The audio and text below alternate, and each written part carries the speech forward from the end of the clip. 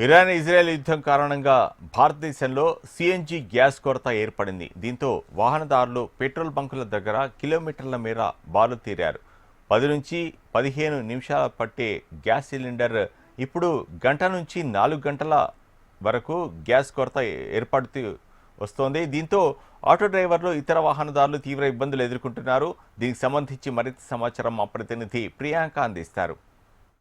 Iran Israel యుద్ధ ప్రభావం చమురు సరఫరా పైన ప్రభావం చూపిస్తుంది. ఇప్పటికే గ్యాస్ కొరత ఏర్పడడంతో కూడా నగరంలో చాలా వరకు చూసుకున్నట్లయితే కూడా గ్యాస్ బుకింగ్ చేయాలంటే కూడా చాలా సమయం అయితే పడుతుంది. అదేవిధంగా సిఎన్జి గ్యాస్ గురించి అయితే ప్రత్యేకంగా చెప్పనక్కర్లేదు. ఇరాన్ యుద్ధం కారణంగా అయితే అంతర్జాతీయంగా ఇంధన సరఫరాలో ఏర్పడిన ఆటంకాల వల్ల హైదరాబాద్ లో ప్రస్తుతం అయితే సిఎన్జి అలాగే పెట్రోల్ సరఫరాపై అయితే తీవ్ర ప్రభావిత పడింది. దీనికి సంబంధించి మనం ఇప్పుడు చూసుకున్నట్లయితే కూడా నగరంలోని ప్రధాన సిఎన్జి స్టేషన్ల దగ్గర ఆటోలు, క్యాబులు కిలోమీటర్ల వరకు కూడా బారులు తీరున్నాయి.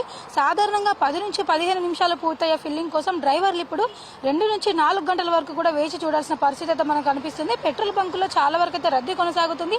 ఇటు గ్యాస్ కొరత వల్ల అలాగే రవాణా వాహనాలు ఇబ్బంది పడుతుంటే పెట్రోల్, డీజిల్ ధరలు పెరగవచ్చు అనే భయంతో కూడా సాధారణ వాహనదారులు కూడా బంకుల వద్ద అయితే క్యూ కడుతున్నారు. సరఫరాలో 50% వరకు అయితే అంటే హైదరాబాద్ కి అందే సిఎన్జి సరఫరాలో దాదాపుగా 50% కోత పడినట్లుగా కూడా నివేదికలు అయితే తెలుపుతున్నాయి. దీనివల్ల భాగ్యనగర్ గ్యాస్ లిమిటెడ్ వంటి సంస్థలు సరఫరాను నిర్వహించడం అయితే సవాల్గా మారిందని కూడా చెప్పొచ్చు.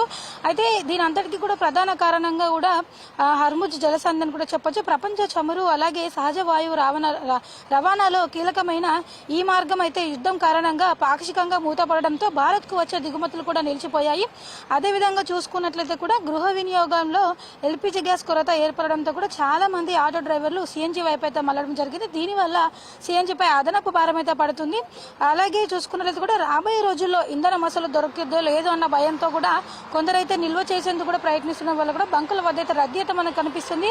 అలాగే గంటల తరబడి క్యూలో ఉండడం వల్ల రోజువారీ సంపదను కోల్పోతున్నారు కొందరు డ్రైవర్లు కూడా. కొన్ని చోట్ల ఆటో ఛార్జీలు కూడా పెరిగాయి. అదేవిధంగా ఫుడ్ డెలివరీ అలాగే ఇతర కొరియర్ సేవలు కూడా ఆలస్యం అవుతున్నాయి. అయితే రవాణా ఖర్చులు పెరగడం వల్ల కూరగాయలు అలాగే ఇతర వస్తువుల ధరపై కూడా ప్రభావం అయితే మనకు ఎక్కువగా కనిపిస్తుంది. మరోవైపు చూసుకున్నట్లయితే కూడా ప్రభుత్వం అయితే ప్రస్తుతం ఇంధన నిల్వల గురించి కూడా జాగ్రత్తగా పంపిణీ చేసేందుకు ఎసెన్షియల్ కమ్యూనిటీస్ యాక్ట్ కింద నిబంధనలు కఠినతరం అయితే చేసింది. సిఎన్జి సరఫరాలో పబ్లిక్ ట్రాన్స్పోర్ట్ కు ప్రాధాన్యతనైతే ఇస్తున్నారు. అయితే అనవసరపు పుకార్లు కూడా నమ్మవద్దని కూడా ప్రభుత్వం అయితే చెబుతుంది. ఇంధన సరఫరాను పునరుద్ధరించేందుకు ప్రయత్నం కూడా చేస్తున్నట్లుగా చెబుతున్నారు అధికారులు కూడా. మరోవైపు చూసుకున్నట్లయితే కూడా ఇప్పటికే చమురుకు సంబంధించి కూడా ఇటు గ్యాస్, ఎల్పీజీ గ్యాస్ అలాగే సిఎన్జి ఇవన్నీ కూడా ధరలు ఒక్కసారిగా పెరిగిపోవడం జరిగింది. అదేవిధంగా ఇక వంట గ్యాస్ చూసుకున్నట్లయితే కూడా కమర్షియల్ కి ఇప్పటికీ 150, 160 వరకు పెరగగా ఇక ఇంటి కోసం వినియోగించే గ్యాస్ కి అయితే 50 నుంచి 60 రూపాయల వరకు పెరిగింది. మొత్తానికి చూసుకున్నట్లయితే ఇరాన్ ఇజ్రాయెల్ యుద్ధ ప్రభావం అయితే చమురు పైన తీవ్రంగా పడిందని కూడా చెప్పొచ్చు. వీడియో జర్నలిస్ట్ ప్రసాద్ తో ప్రియాంక, HM టీవీ, హైదరాబాద్.